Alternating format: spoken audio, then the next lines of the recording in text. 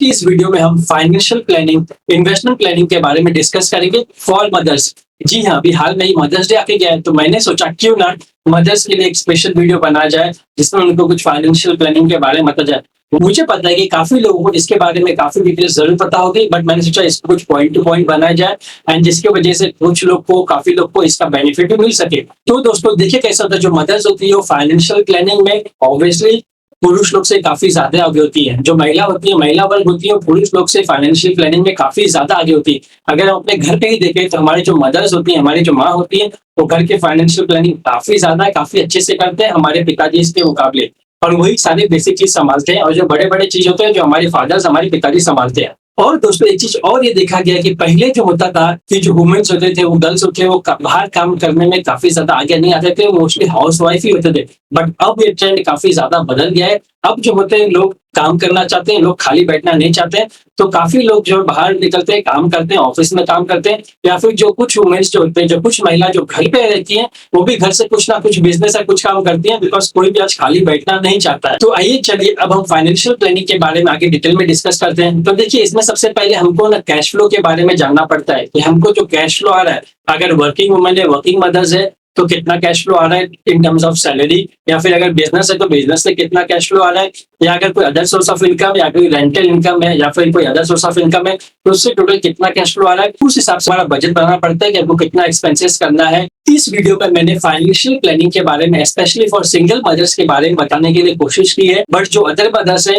यानी कि जिनके अगर हस्बैंड है, तो इनके लिए भी ये काफी ज्यादा बेनिफिशियल है। या फिर जो गर्ल्स हैं, ओके, जो सिंगल गर्ल्स है, वो भी आगे जाके मैरिड होंगी, आगे जाके माँ बनेंगी, तो वो भी ये वीडियो देख सकती हैं। उनके लिए भी ये वीडियो काफी बेनिफिशियल है, बिकॉज आज के टाइम पे सबको अपना फाइनेंशियल प्लानिंग, इन्वेस्टमेंट प्लानिंग काफी अच्छे से करनी चाहिए, जिसका वो बेनिफिट आगे जाके काफी अच्छे से उठा सके। तो देखिए स्पेशली फॉर जो सिंगल मदर्स हैं, उनके लिए सबसे पहले काफी ज्यादा इंपॉर्टेंट है, उनके पास में एक टर्म इंश्योरेंस होना ही चाहिए। तो देखिए जो टर्म इंश्योरेंस होता है, उसमें कैसा होता है, जो हम अभी पैसा इन्वेस्ट करते हैं, वो आगे जाके अगर सपोज कोई अनफॉर्चुनेट हमारा लॉस हो गया, अगर हम गुजर गए, okay, being a mother, being a single mother के फैमिली जो है डिपेंडेंट फैमिली है, आपके जो बच्चे हैं आगे, उनके लिए काफी डिफिकल्टी आ सकती है। ओके, अगर इस केस में आपके पास अगर टर्म इंश्योरेंस है, आपने अगर टर्म इंश्योरेंस लिया है, तो इसका जो पैसा उन्हें मिलेगा वो काफी बेनिफिट हो सकता है। कैसे?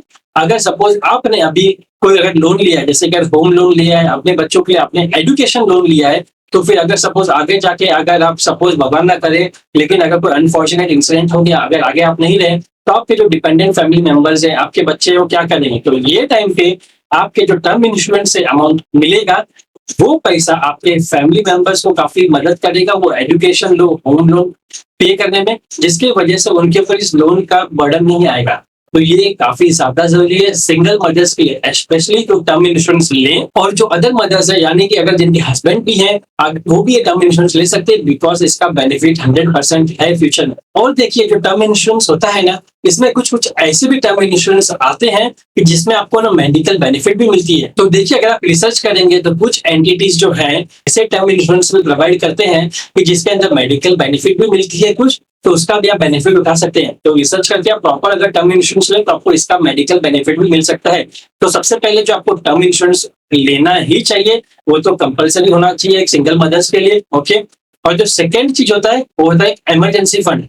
अभी देखिए इमरजेंसी फंड ये क्या होता है, अभी सपोज अगर आपका जो कैश फ्लो, आप अगर सपोज हर महीना जो है आप कमा रहे अगर 20,000 रुपया, उसमें से अगर आपका खर्चा है हर महीने का 10,000, तो आपके पास एक जो इमरजेंसी फंड होना चाहिए। जैसे कि वो जो इमरजेंसी फंड होता है, सपोज अगर 6 महीना आगे के 6 महीने के लिए आपके पास खर्च का पैसा आपके पास होना ही चाहिए। नॉर्मली जो काफी सारे एक्सपर्ट्स हैं वो कहते हैं 6 महीने के लिए पैसा होना चाहिए आपके पास। कुछ लोग ऐसा भी कहते हैं कि आपके पास 1 साल तक का इमरजेंसी फंड होना चाहिए, यानी कि अगर आप 10,000 रुपए 1 महीने के लिए अपना एक्सपेंस में खर्च कर दिए हैं, तो 10 इंटू 6 हो गया वो 60,000। अगर आप 1 साल के लिए भी कर दी है तो कितना होगा, 1,20,000 रुपया। तो आपके पास इतना पैसा होना ही चाहिए आपके पास एज एन इमरजेंसी फंड, कि क्या पता अगर आगे जाके सपोज अगर कोई जॉबलेस हो गया, या फिर अगर आपको कोई पर्सनल इमरजेंसी आ गया, आपको अपना जॉब छोड़ना पड़ा, तो उस केस में आपको इमरजेंसी फंड काफी काम आएगा, क्योंकि ये आपके लिए काफी हेल्प करेगा वो टाइम पे। और आपको ये मेंटल प्रेशर से भी बचाएगा उस टाइम पे। तो आपको मेंटली आपको ज्यादा टेंशन लेने की जरूरत नहीं पड़ेगी कि अभी मेरे पास जॉब नहीं है, सोर्स ऑफ इनकम नहीं है, तो मैं क्या करूं। तो जो इमरजेंसी फंड उस टाइम पे आपको काम आएगी। तो आपके पास कम से कम 6 महीने के लिए या फिर अगर हो सके तो 1 साल तक का इमरजेंसी फंड होना ही चाहिए। और अगर आप 1 लाख रुपए कमा रहे हैं और आपका एक्सपेंस अगर हर महीने का 50,000 है, तो कम से कम आपके पास 50,000 इंटू 6 यानी कि 3 लाख रुपया होना ही चाहिए, या फिर आपके पास 1 साल के लिए 6 लाख रुपया होना ही चाहिए। तो देखिए, आपका जो इमरजेंसी फंड होता है, इसमें आपका होम लोन, आपके सारे एक्सपेंस जो मंथली होते हैं वो सारे आपको कंसिडर करना है। उस हिसाब से आपको अपना इमरजेंसी फंड फॉर 6 मंथ आपको प्लान करना है। हो सके तो 1 साल तक प्लान करिए, काफी अच्छा होगा। तो अभी आपने जो इमरजेंसी फंड इकट्ठा किया है, अगर आप इसको बैंक में रखेंगे तो आपको इस पे सिर्फ 2.5 से 3 टका इंटरेस्ट मिलेगा। कुछ लोग इसको एफडी में भी इन्वेस्ट करते हैं, बट देखिए एफडी में एक डिसएडवांटेज ये होता है, अगर आपको सपोज कुछ इमरजेंसी आ गया, आपको पैसा निकालना, तो आपको प्रीमेच्योरली पैसा निकालना पड़ेगा, तो आपको उसके ऊपर कुछ पेनल्टी भी लग सकती है। तो इसके लिए बेटर होगा कि आपका जो इमरजेंसी फंड है, आप उसको किसी लिक्विड फंड में इन्वेस्ट करिए, तो आपको इसमें कुछ अच्छा रिटर्न भी मिल जाएगा और आपको जब जरूरत है आप उसमें से पैसा निकाल सकते हैं। मोस्टली अगर आपको चाहिए तो आप इक्विटीज में इन्वेस्ट कर सकते हैं, ओके, या फिर शॉर्ट टर्म म्यूचुअल फंड में आप इन्वेस्ट कर सकते हैं इसको। तो आप इस तरह अपना इमरजेंसी फंड इन्वेस्ट कर सकते हैं और उसका बेनिफिट उठा सकते हैं। तो अब आगे बढ़ते हैं। तो देखिए, फाइनेंशियल प्लानिंग में फिर इसके बाद आप सोचेंगे हमारा जो शॉर्ट टर्म गोल्स है, मिड टर्म गोल्स है, हमारा जो लॉन्ग टर्म गोल्स है, वो हम प्लान करेंगे और उसको अचीव करने के ट्राई करेंगे। शॉर्ट टर्म के लिए आप शॉर्ट टर्म म्यूचुअल फंड में इन्वेस्ट कर सकते हैं, okay, short term debt fund में इन्वेस्ट कर सकते हैं और उसका बेनिफिट उठा सकते हैं as per your goals.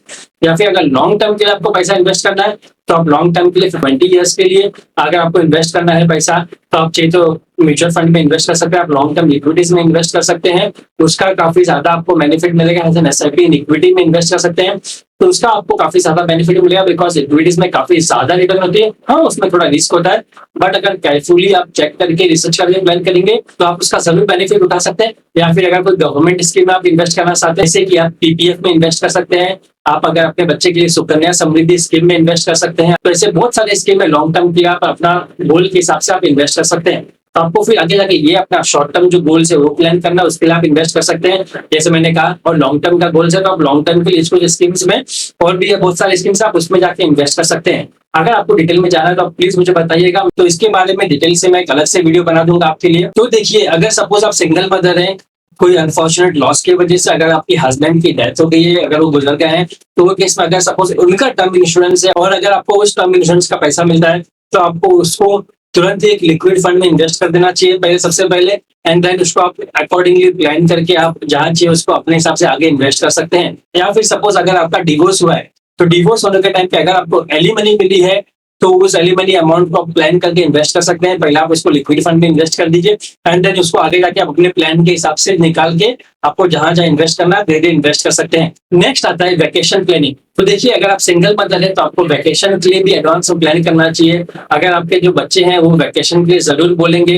Because सबको घूमने का मन करता है, आपको भी घूमने का मन करता है। तो अगर आपको सपोज रिसेंटली कहीं जाना है या फिर नेक्स्ट ईयर कहीं ट्रिप के लिए जाना है या फिर आउटसाइड कंट्री जाना है, तो आपको उस हिसाब से प्लानिंग करना चाहिए अपने वैकेशन का, तो उस हिसाब से आपको अपना पैसा इन्वेस्ट करना चाहिए। तो आप एक एसआईपी ओपन कर सकते हैं और उस पैसा को हर महीने इन्वेस्ट कर सकते हैं, और अपने वैकेशन के हिसाब से आप एक अमाउंट डिसाइड कर सकते हैं, अपने एसआईपी में इन्वेस्ट कर सकते हैं।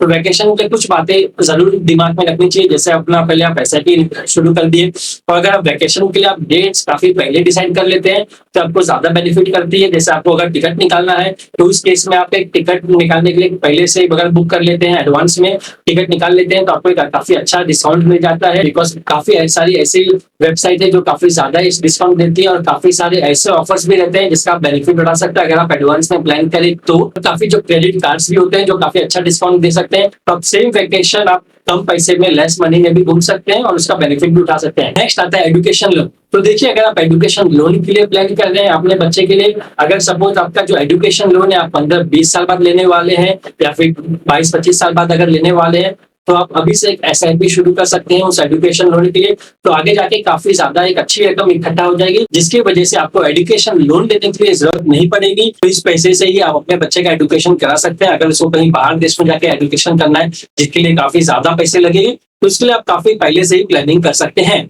या फिर सपोज अगर आपको एजुकेशन लोन के लिए अप्लाई करना है 4-5 साल बाद ही, तो देखिए इस केस में जो होगा, आप एसआईपी के लिए तो नहीं जा सकते हैं, तो इस केस में सबसे ज्यादा बेनिफिट ये होगा कि आप एजुकेशन लोन ले लें।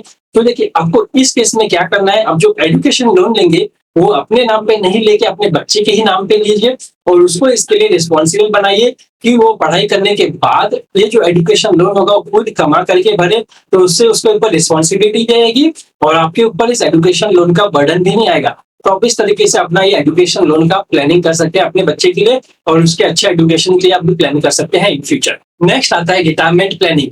ये काफी ज्यादा, सबसे ज्यादा जरूरी है, स्पेशली फॉर सिंगल मदर्स के लिए, बिकॉज अगर आप ओनली अर्निंग मेंबर्स हैं, ओके, तो आगे जाके आपको अपना रिटायरमेंट जरूर प्लान करना है, बिकॉज आगे जाके आपको अगर कोई और पैसा नहीं देने वाला है तो आपको अपने प्लानिंग करनी पड़ेगी अपने पैसे के लिए।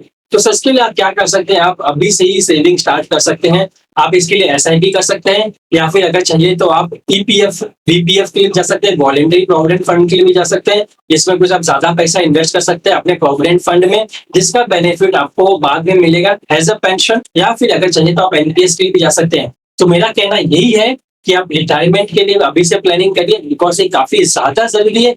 और अगर आप रिटायरमेंट के लिए प्लानिंग कर रहे हैं तो आपको इन्फ्लेशन का भी काफी ज्यादा ध्यान रखना है, बिकॉज हर साल इन्फ्लेशन बढ़ रहा है। तो आप 1 लाख रुपए में जो आज सामान खरीद पा रहे हैं, उसी सामान को खरीदने के लिए 20-25 साल बाद क्या पता आपको 4 से 5 लाख या उससे ज्यादा रुपए देना पड़े वही सेम सामान खरीदने के लिए। और सबसे अहम सी बात, जैसे कि अभी लोग कंसिडर करते हैं कि रिटायरमेंट 60 साल बाद आ जाती है, हम 60 साल बाद रिटायर हो जाएंगे, उसके बाद तो अगर हम कुछ साल जिएंगे और अपना रिटायरमेंट का अच्छे से बेनिफिट उठा सकते हैं। लेकिन अभी लाइफ एक्सपेक्टेंसी है जो 85-90 ईयर्स तक भी देखी जा रही है।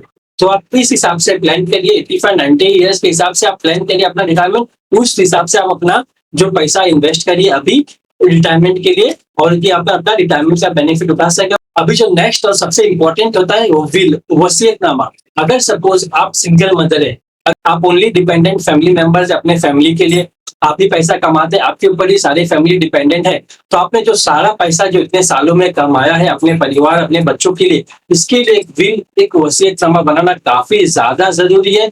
ओके, बिकॉज क्यों? क्योंकि अगर सपोज कल आप नहीं रहे, अगर आप कल आप नहीं रहते हैं, कल आप गुजर जाते हैं, तो उसके बाद कोई आपके जो रिलेटिव है वो कोई आपके जो प्रॉपर्टी है, आपके जायदाद, आपके वेल्थ पे बुरी नजर ना डाले, जिसकी वजह से कल आपके डिपेंडेंट, आपके बच्चों को नुकसान हो। तो एक विल बनाना काफी ज्यादा जरूरी है। तो इसके लिए आपको सबसे पहले जरूरी है कि आपको एक विल भी बनाना है, और विल बनाने के टाइम पे आपको कुछ बातें इसका जरूर ध्यान रखना है। ओके, जैसे कि मैंडेटरी आपको विल तो बनाना ही है, और इसके लिए विल बनाने के टाइम पे आपको नॉमिनी सिलेक्ट करना है कि जैसा आपका जो प्रॉपर्टी है किसको कितना जाना चाहिए, कितने शेयर में जाना चाहिए, कितने पार्ट में कितना हिस्सा आपको किसको देना है, उसका भी आपको उसको विल में लिखना काफी ज्यादा जरूरी है। और अगर आप विल बना रहे हैं उस केस में अगर आपका जो नॉमिनी है वो माइनर है, तो उस केस में आपको ध्यान देना है कि आपको एक गार्डियन अपॉइंट करना है कि उस बाद में उस माइनर को समझा सके उसके बारे में, या फिर कोई एक अपॉइंटी अपॉइंट करना है जो कि आपका कोई भी काफी ट्रस्टेड फैमिली मेंबर हो सकता है, या फिर जिसको आप काफी ट्रस्ट करते हैं उसको एज अ गार्डियन बना सकते हैं, जो आगे जाके माइनर को हेल्प कर सकता है। तो देखिए, मैंने इस वीडियो में कुछ डिटेल्स कवर की है जो सिंगल मदर्स के लिए काफी ज्यादा बेनिफिशियल है, बाकी मदर्स भी और इसका बाकी गर्ल्स भी ये फायदा उठा सकते हैं और अपना फाइनेंशियल प्लानिंग, इन्वेस्टमेंट प्लानिंग आगे जाके अच्छे से कर सकते हैं। तो अगर आप लोग को मेरा यह वीडियो अगर अच्छा लगा हो, कुछ अगर पॉइंट्स अच्छी लगी हो, तो प्लीज मेरे वीडियो को लाइक करिएगा, इस वीडियो को आगे शेयर करिएगा कि आगे कुछ लोग को इसका बेनिफिट मिल पाए, या फिर कुछ लोग को इसका नॉलेज ही मिल जाए, ताकि अगर उनको नॉलेज आज रहेगा तो इसका बेनिफिट वो आगे जाके फ्यूचर में उठा सकते हैं। तो आप इसको आगे अपने शेयर भी करिए अपने दोस्तों, अपने फ्रेंड्स, अपने फैमिली मेंबर्स के साथ, और प्लीज मेरे चैनल को सब्सक्राइब भी करिए। Thank you.